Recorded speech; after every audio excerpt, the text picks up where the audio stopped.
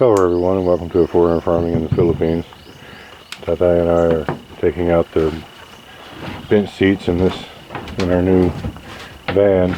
This is what the framework. This is all welded, so we have to cut it out.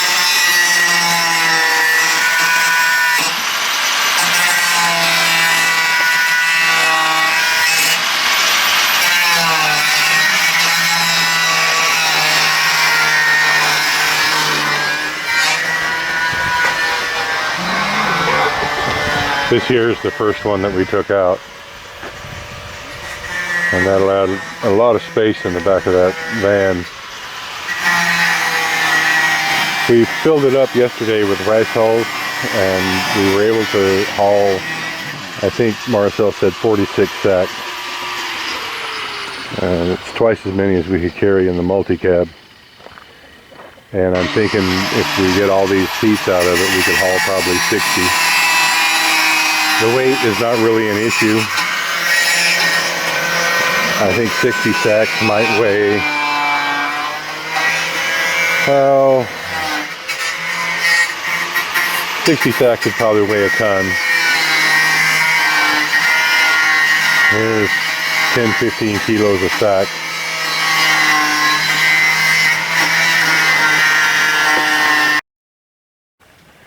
Alright, so we got all the seats out. It gives us a lot more room in here. This is just a few inches short of a 10-foot long cargo area. We even took the rails out in the top. We're all going to be going into town here to do a little bit of shopping soon, so we got something accomplished. I want to do just a pretty a comprehensive talk about this little van, truck, whatever you want to call it. It's basically a multi-cab. The front here looks like a multi-cab. There's a little bit more room, a little bit more leg room for some reason than the multi-cab that we had. It's a 4-speed instead of a 5. It's the same engine. It's a 660cc engine. It's geared a lot slower to try to compensate for the extra weight and the lack of power from the 660. So if you run this one 60 kilometers an hour, you're winding it out pretty good. It's not a fast vehicle. It's made to carry load, not so fast. It's not like a street car. The main reason that we got this here in Taliban, I mean, of course we could have gone to Cebu and got, we actually talked to the tire guy yesterday where we got the tires, and he got this exact same vehicle in Cebu for $202,000, and we paid $210 for this. So we could have gone to Cebu and gotten it a bit cheaper. Getting it back here would have taken, I don't know, 1,000, 1,500 pesos for the ferry. But the main reason that we got this here in Taliban is the Superior Motors, where we buy this from. There's a lifetime free labor deal when you buy a vehicle there. So anything that breaks on it, if we get the parts, they will fix it for no charge. Starter goes out, we get the starter, they put it on free of charge. And if we got something in Cebu or even Tagbilaran, we wouldn't have gotten that same deal. Even if we could have gotten a good warranty like that in Cebu or Tagbilaran, if you're broken down in Taliban, there's no tow trucks here to take it all the way to Cebu or Tagbilaran, which would be not feasible anyway. So they'll even come out here if it should break down in the yard, in our yard here, for 50 pesos more. Marlon will come out here and do the repairs.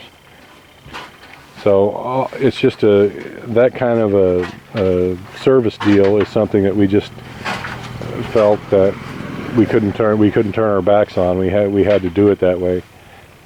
There's nothing like being broken down and the nearest place where you can get free service is 300 kilometers away. It's four-wheel drive. We replaced these tires in the back to like an intermediate mud and snow. They're not mud and snow per se, but you can see the difference between the street tires that were on it. You can see the tread pattern on that. That's just a highway tire. And you can see the difference in the tread pattern back there. Now he only had 2 of these in stock, so we only put the 2 in the back. Next month we'll go down and have the other 2 put on the front. Four-wheel drive is a must here in the province.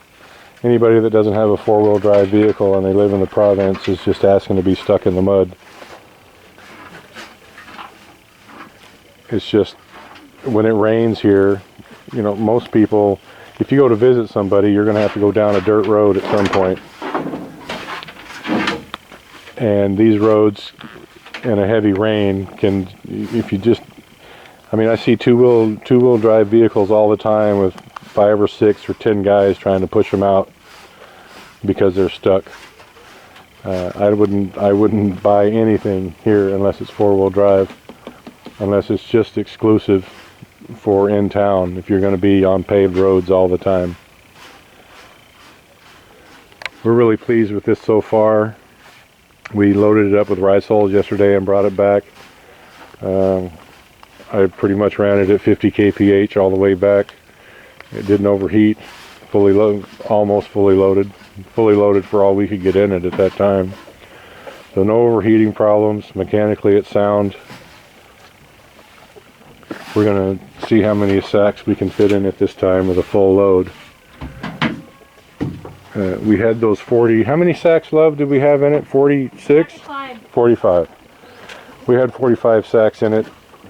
It wasn't bottomed out on the suspension. So we'll get 60 in it and see what it looks like. I've never weighed the sacks of rice hulls. I've never just taken one and thrown it on the scale, but I'm guessing 15 kilos. So 15 kilos times 60 would be 900 kilos, which would still be less than the rating on this. It's rated at 1 ton. It's funny how they do the rating here. When I talked to Marlon, I asked him what the capacity was, and he said 16 people. That's what he said, right, love? Was 16 people? When I first asked him what was the weight capacity on this? Yeah. Yeah. So 99. On the capacities here, because this was a taxi, they don't do it by weight. They do it by the amount of people that it could carry. But when I pressed him a little bit on it, I said, well, what's the actual weight it'll carry? And he said 1 ton plus. I guess they figure it. Your average Filipino would weigh, men and women together in the same ride might weigh 60 kilos. So 60 kilos times 16 would be 960 kilos, I think, if doing it in my head math is right. And 960 kilos is right at 1 ton. Marcel's happy with it.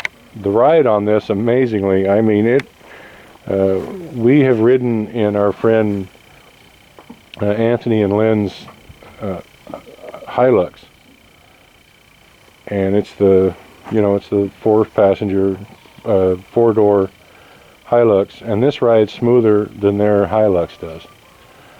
Even on this bumpy road, it's so much different than the multicab that we had.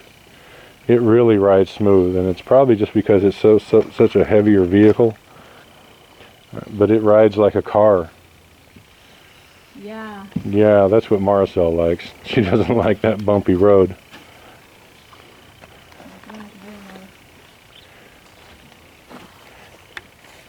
And it's reasonably easy for the mechanic to work on, because this panel here, this wood panel, lifts up, and that front panel lifts up as well, and that gives you just pretty much full and total access to the engine from the back.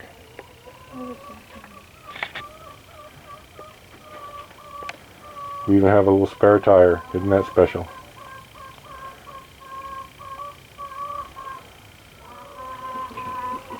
We may at some point change out the driveline. I'm sure that driveline was made in a shop somewhere. It didn't come custom. I'm thinking this has been extended. I didn't look at the frame to see if it's been extended, but I'm almost sure that it has been. And there probably is not a